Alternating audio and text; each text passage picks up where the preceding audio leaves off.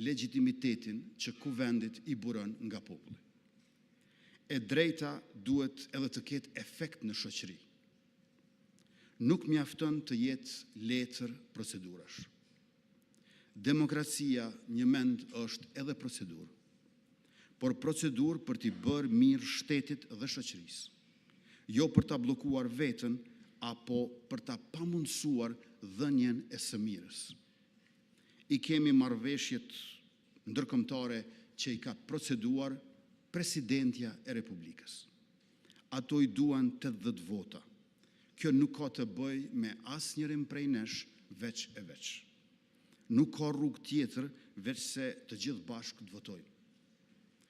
Buxhetet e komunave 2025 duhet gjithashtu të votohen që të bëhen pagesat dhe të lahen borxhet. 3 komunat Kosovës, Prishtina, Gjilani dhe Zubin Potoku, të nderuar deputet dhe ju të tjerë të praneshëm, po operojnë çdo muaj me 1/12 e buxhetit të vitit 2024. Merrni me mend, jemi në prag të vitit 2026 e këto 3 komuna operojnë me 1/12 e buxhetit vitit 2024. Pse të vazhdoj ky kufizim e ky pengim i tyre për projektet e tyre, për qytetarët e tyre e tonë.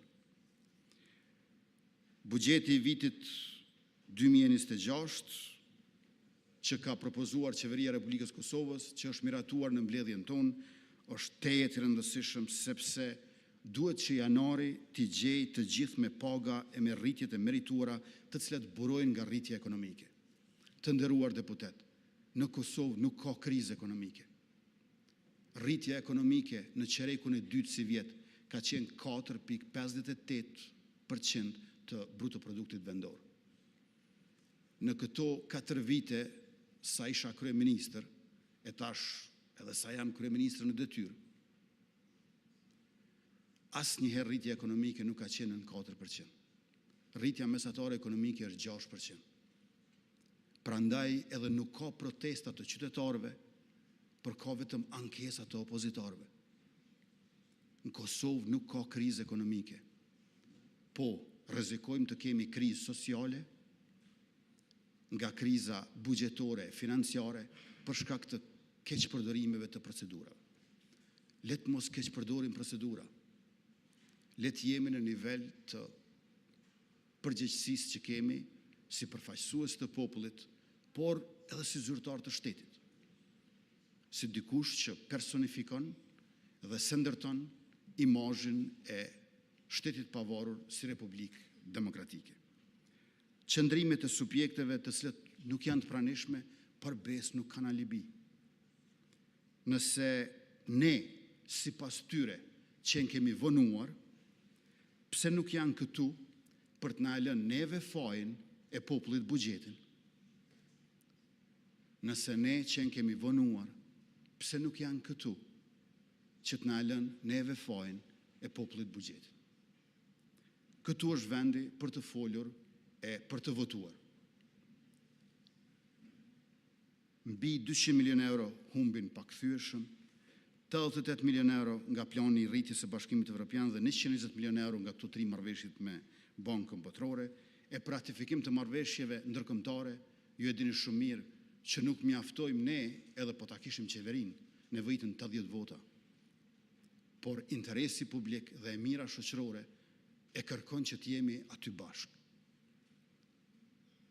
Është një çështje tjetër po të kishte parti opozitare që do të thoshin nuk duam të marrim kredi nga Bashkia Ndërkombëtare. Që është qëndrim politik. Nuk duam të marrim kredi. Edhe nëse është 0% nuk duam të marrim kredi. Nuk na nevojiten grantet e Bashkimit Evropian.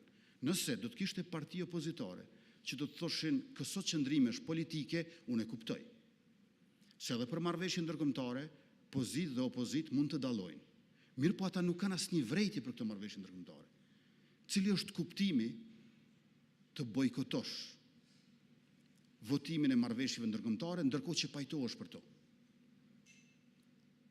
Unë i bëj thirrje edhe një herë të gjithë deputetëve të Kuvendit të Republikës, pa dallim partie, që sot të jemi këtu në kuvend, ku na ka sjellur populli i Kosovës dhe të votojmë 3 marrëveshjet me Bankën Botërore, marrëveshjen për planin e rritjes së Bashkimit Evropian për vendin tonë, afër 900 milion euro gjithsej.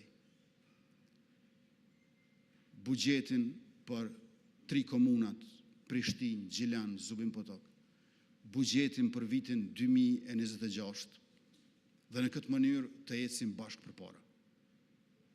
Të gjitha ballafaqimet e ideve që kemi, i zgjidhjeve që japim, le t'i ruajmë për diskutime në fushatën zgjedhore, por gjithashtu edhe për diskutime këtu parlamentare, pse jo. Mirë po, kjo seancë nuk është thjesht një zgjedhje, është një domosdoshmëri, edhe më shumë se nevojë, nëse duam të jemi ashtu siç na kanë zgjedhur, pra përfaqësues të popullit të Kosovës si burim sovraniteti i shtetit tonë të dashur e të përbashkët. Ju faleminderit.